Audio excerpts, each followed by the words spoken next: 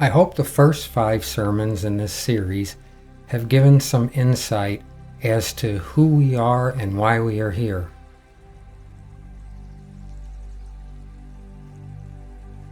In this and in future sermons, I'm going to try and get into more details on subjects previously discussed and get back to the subjects I promised I would. Future subjects I'm going to aim to continue to tie into the Who Are We and Why Are We Here title series in the hope of continuing to give clarification to the subject. Okay, in this sermon I would like to get back to the subject of the angels and most of their roles in our human existence. But first, let's quick review who the angels are.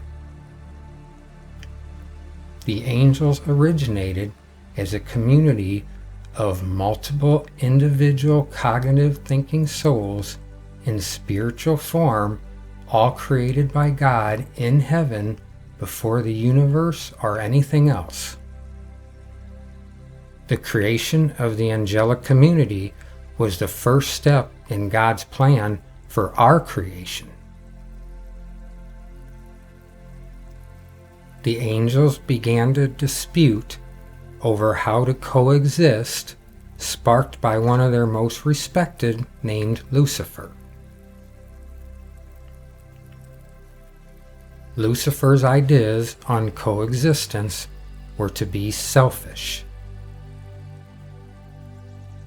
God knew Lucifer's ideas were counterintuitive to God's plan.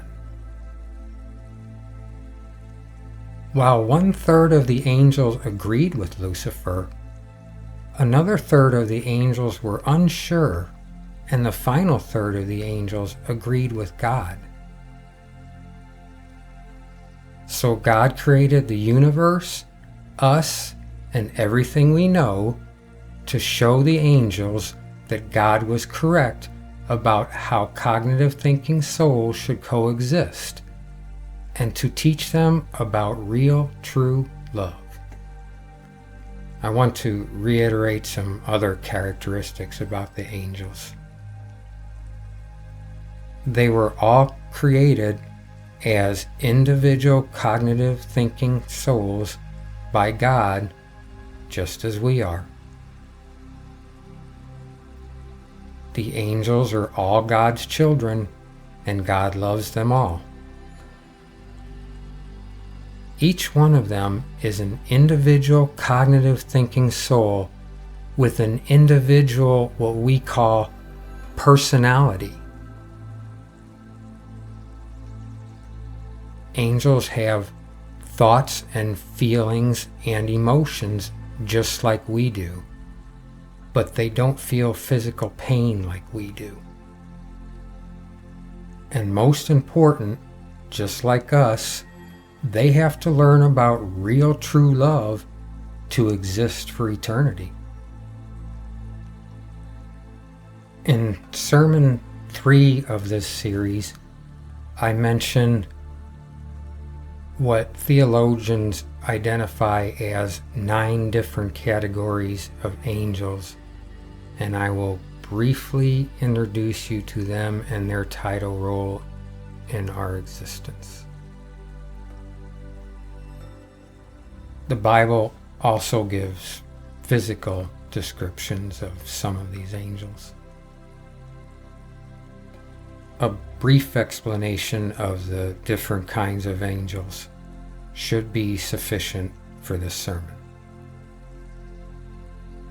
First, we have what I'm going to call regular angels.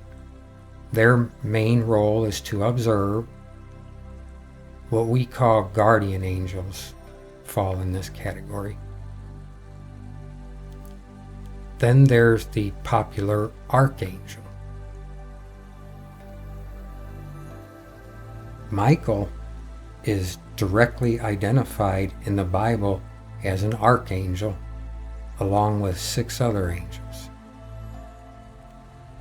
God tasked the archangels with protecting humanity. I guess the next most popular would be the cherubim, cherubim being plural for cherub.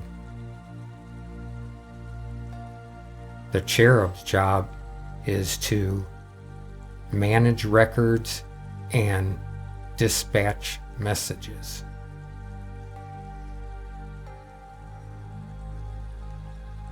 Seraphim, which in Hebrew means fiery ones or the fiery ones. The seraphim are the angels that became closest to God. They encircle God's throne and always sing praises to God. The seraphim may be the highest ranking angels. There are the dominions or dominations. These angels are mid-level or intermediate management of human and angel stuff, I guess. Thrones. These are these odd-shaped angels with many eyes that are spoke of in the book of Revelation. The principalities, they're the overseers of responsibilities. Virtues, known as the miracle angels. Virtues are the angels that took Jesus to heaven when Jesus ascended. And the last category of angel is called the powers, and they're most associated with birth and death. These angels were given these tasks and responsibilities to learn and for the benefit of the entire angelic community, also for the benefit of humans. Okay, that's all for now on their titles. It is a very deep subject. The angels were created in spiritual form. What does this mean? They weren't created in biological bodies in a biological environment like we are. That's the simple definition. They were also created in heaven by God before any of this that we see and we know was created. How many angels are there? My guess is trillions, or a lot more. How did I come up with this number? Over the course of Earth's existence, trillions or more souls have been created on this planet. When God's plan of existence comes to its full fruition, that is, an eternal society of cognitive thinking souls living together in heaven, knowing only real true love for God and one another, I believe God will want an equal number of human souls and angelic souls. Are angels male and female? I promised to address this issue in an earlier sermon, so I will do so briefly now. The short response to that question is no. The angels are neither male nor female because sexual reproduction is a human earthly thing and not an angelic spiritual thing. And remember, the angels were all created at once. This is the origin of all of their existence. Why do some angels in the Bible appear to humans in masculine and feminine form and are referred to as he and she? Simple explanation, This is the physical appearance and gender they, for reasons probably pertaining to the situation, undertook to perform the task that they were given.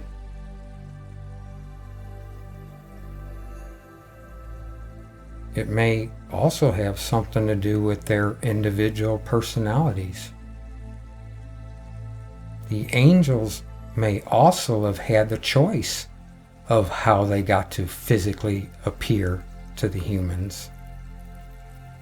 Exactly how do cognitive thinking souls live in spiritual form, and how do they communicate with one another, and how do they appear to one another?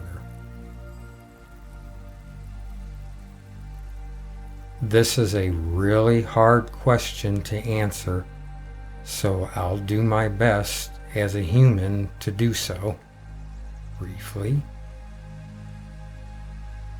God is everything that ever existed, condensed into one being.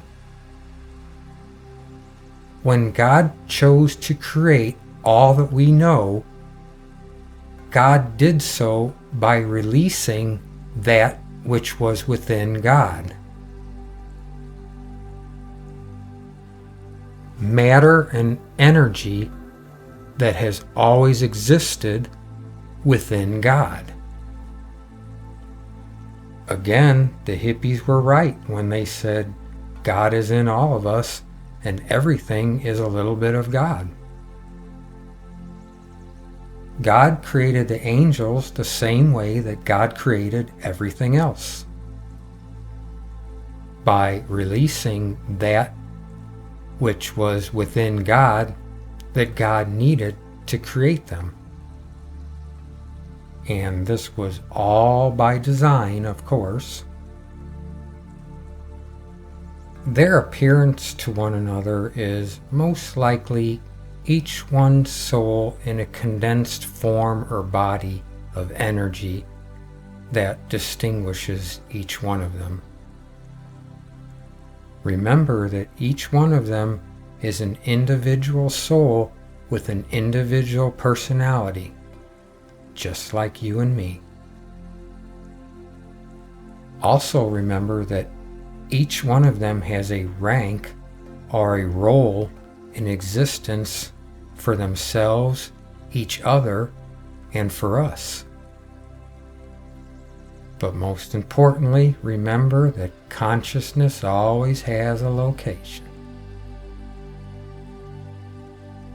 In Daniel chapter 10, verse 13, God sends a cherub to Daniel with a message.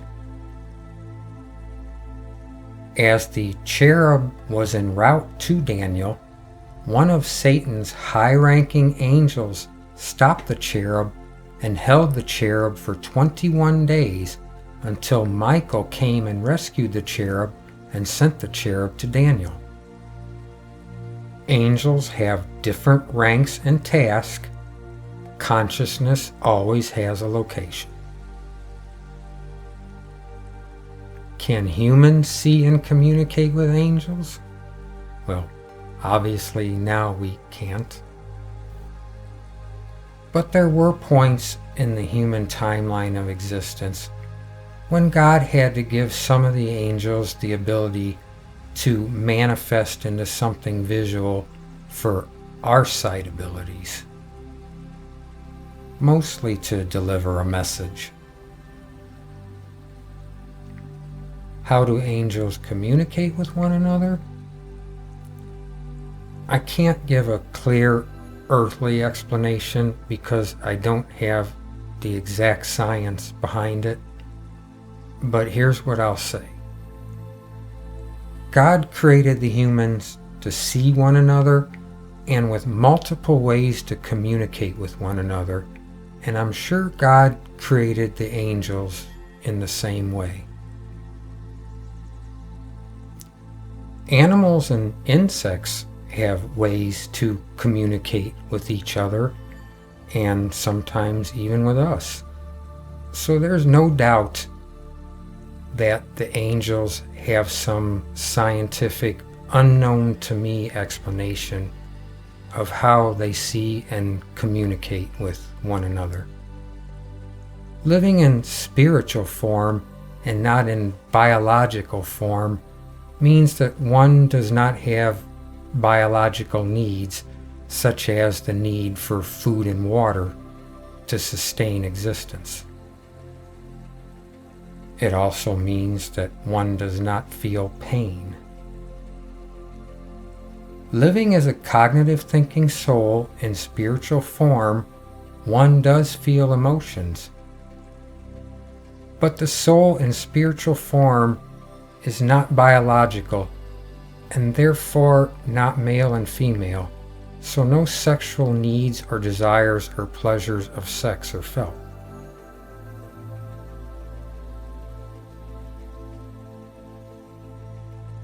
But what about Genesis chapter 6, Pastor Squirrel? Again, this is a huge subject, Genesis chapter 6, that has to be addressed in a future sermon in order to stay on course.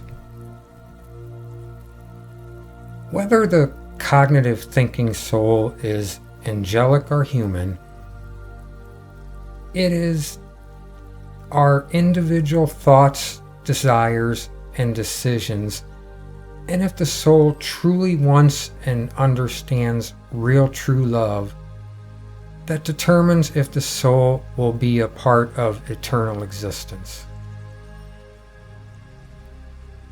How do the angels traverse the universe from heaven to earth, and at what speed? A lot of science is behind this question, and Pastor Squirrel is not a scientist. So again, I must give my best human, earthly explanation to this question. Consciousness always has a location, therefore this question must be answered. We've come to learn so much about the universe, and there's so much more to learn, but we're getting there. Our best minds are researching black holes and string theory and the space-time continuum and other subjects on that level that I, for one, am very anxious to see the final result. This planet has become an amazing place since our creation. God has blessed us with such a vast amount of knowledge and intellect in such a short period of time. If you can go back in time just a few hundred years and bring someone from that time period back to our time period today, what do you think that person might be thinking? Things we've accomplished just in my lifetime are amazing. Our ways of computing and communicating now are just incredible. And now we're rapidly developing artificial intelligence. God has blessed us selfish humans with some really nice things. Again, I'll say that Pastor Squirrel is not a scientist or an engineer, but the functionality of everything that has ever existed has an explanation. There is much that we can continue to learn. While I can't give a clear explanation of how the angels traverse the universe at the rate of speed that they do, seeing the developments in science and computers and technology just in my lifetime makes it easier for me to believe that there is a plausible explanation for how the angelic souls travel. How do angels communicate with and influence us humans? This is another one of those scientific mystery questions that God has placed before us. God has given us a lot of mysteries to try and solve.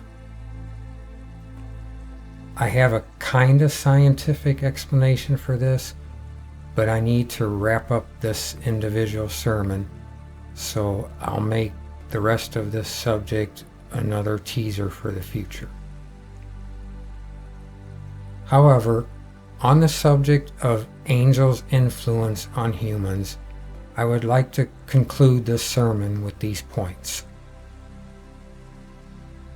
Humans have come a long way mentally and intellectually on our timeline of existence. While angels do have ways of communicating with us and influencing us, we are still individual cognitive thinking souls. Human souls have been placed on earth to learn and to teach, and finally to be judged. The interference in this process must be limited. Here's a quote from Ronald Reagan, one of the greatest presidents of the United States of America.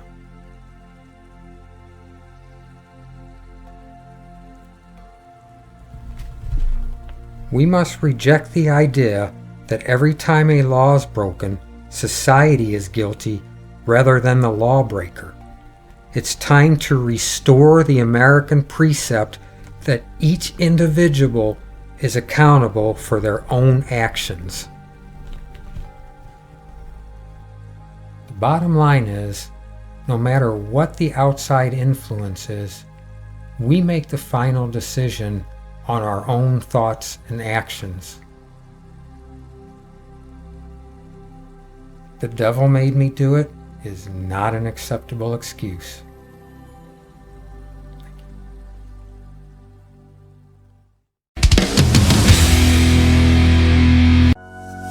Thank you.